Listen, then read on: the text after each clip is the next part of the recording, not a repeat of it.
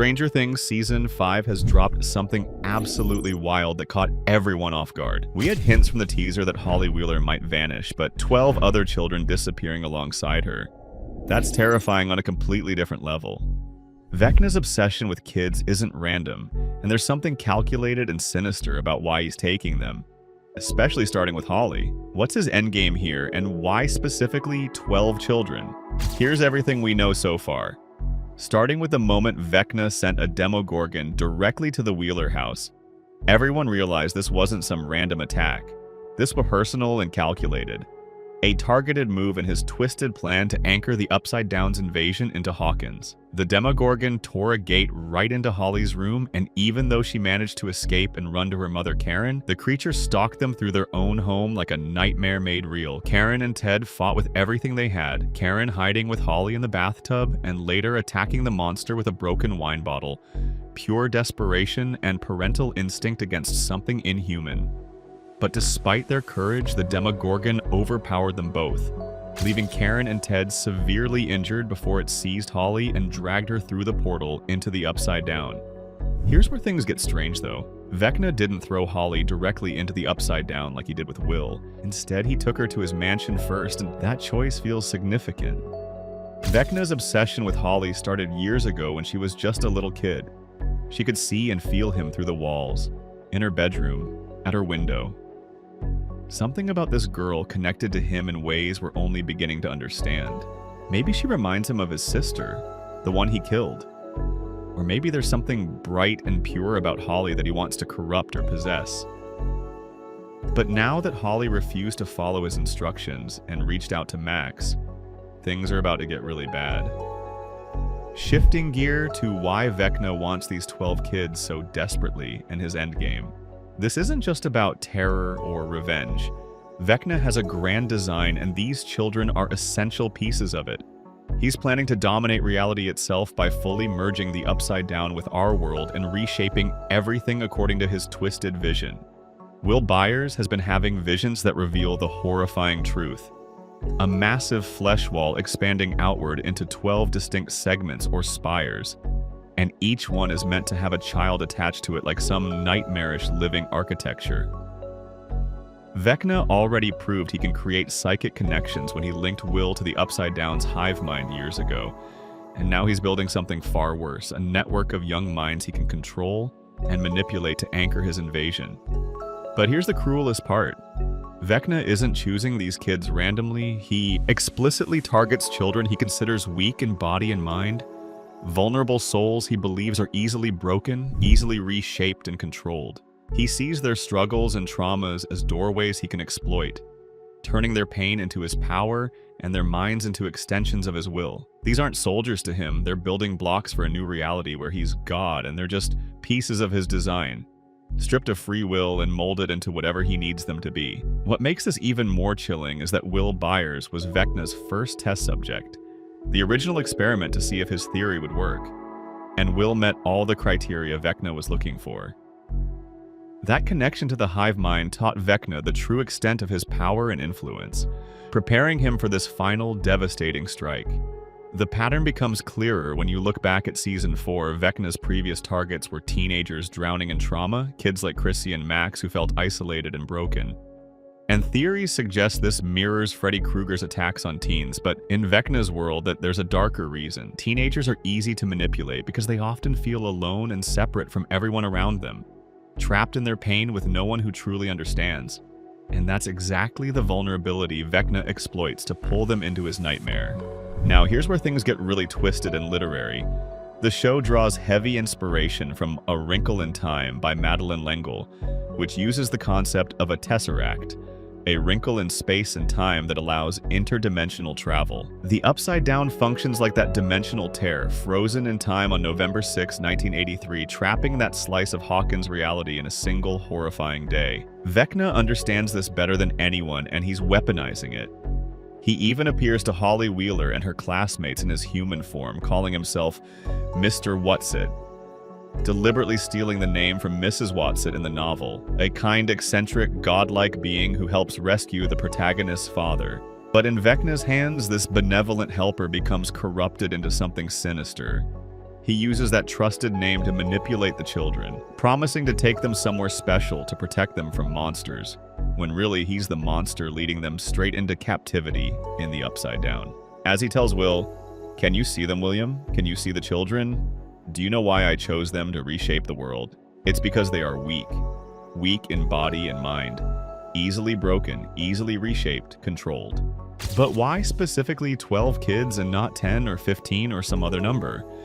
Before we continue, like and subscribe right now or Vecna's gonna show up in your room tonight as Mr. Whatsit, and trust me, you don't want that. Visit. Now back to the compelling reason behind Vecna's desperate need for 12 kids. While the practical reason ties directly to Vecna's structural plan, the number 12 carries deeper symbolic weight that makes his choice feel even more deliberate and sinister. Throughout myth and storytelling, 12 represents completeness and cosmic order. Think about the 12 months of the year, 12 hours on a clock, the 12 zodiac signs, or the 12 apostles in biblical tradition. By choosing exactly 12 victims, Vecna might be attempting to create a new cosmic or demonic order entirely under his control, literally replacing the natural structure of reality with his own twisted design where he stands as God over everything. There's also a chilling connection to the show's own history. 11 was number 11, and Henry Creel himself was number 1 in Brenner's experiments. So, gathering 12 new subjects could be Vecna's way of creating a complete set of superpowered anchors to solidify his reign over both dimensions. It's like he's finishing what Brenner started, but perverting it into something far worse. Using these children not as test subjects, but as living pillars to hold his new world in place. In the end, 12 isn't arbitrary. It's the exact number of human anchors Vecna needs to weaponize their weak and vulnerable minds to finalize his apocalyptic vision and permanently drag the Upside Down into our reality. And starting with Holly Wheeler is a strategic move that weakens not just the Wheeler family, but the entire team emotionally and mentally. Remember, emotional devastation is a necessary tool for Vecna's final victory.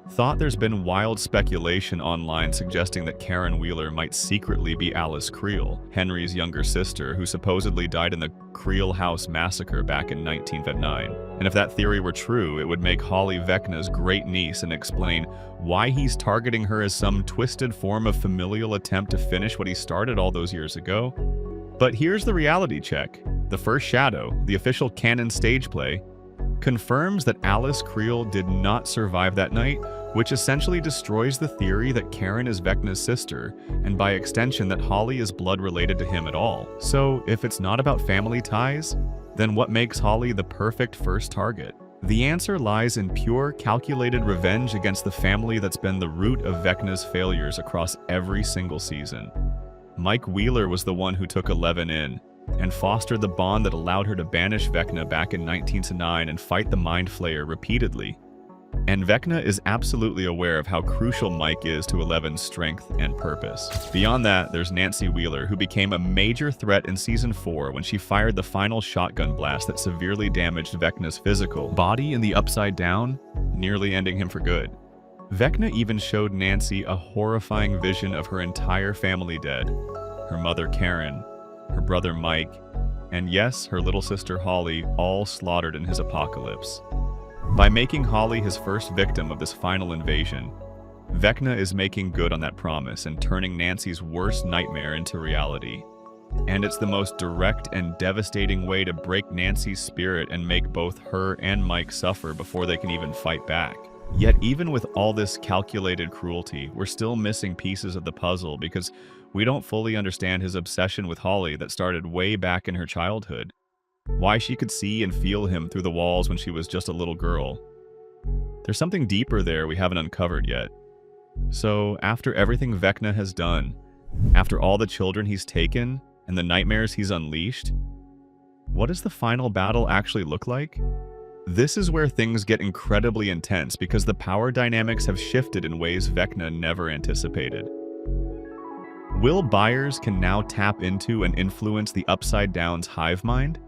That vast network connecting Vecna, the Mind Flayer, and every creature like the Demogorgons. And he's no longer just passively receiving visions or sensing danger. In the Season 5 Volume 1 finale, Will actively pushes back against Vecna's connection. uses telekinesis to control demogorgons, and destroys them to save his friends, proving he's become something Vecna never intended him to be. Here's the beautiful irony. Vecna told Will he was the first vessel, that his broken mind showed Vecna the true extent of what was possible, believing Will was nothing more than a controlled pawn in his grand design. But Vecna's experiment backfired spectacularly because Will now possesses the only weapon capable of fighting Vecna on his own psychic ground. He can wage a mental war against the villain, using the villain's own tools and connections against him. Even more crucial, because Will can access the hive mind and potentially use mental projection like 11 and Vecna do, he becomes the party's best chance to locate and free the 12 kidnapped children, including Holly and Max, from Vecna's mind lair by engaging in direct psychic combat.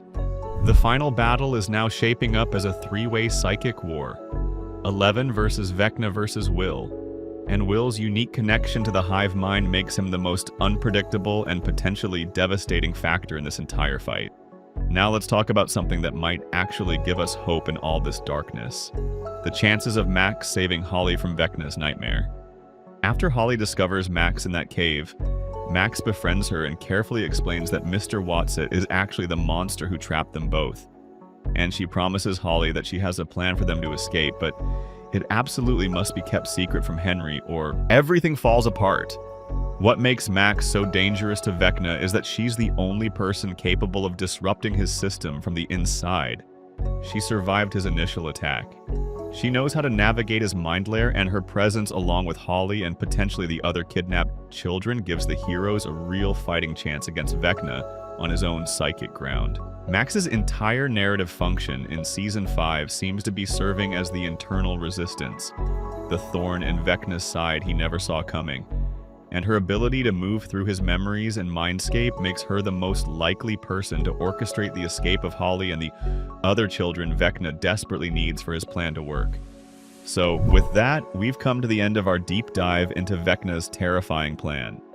What are your thoughts on Will and Max's chances of saving Holly and the other kids? Let me know in the comments below.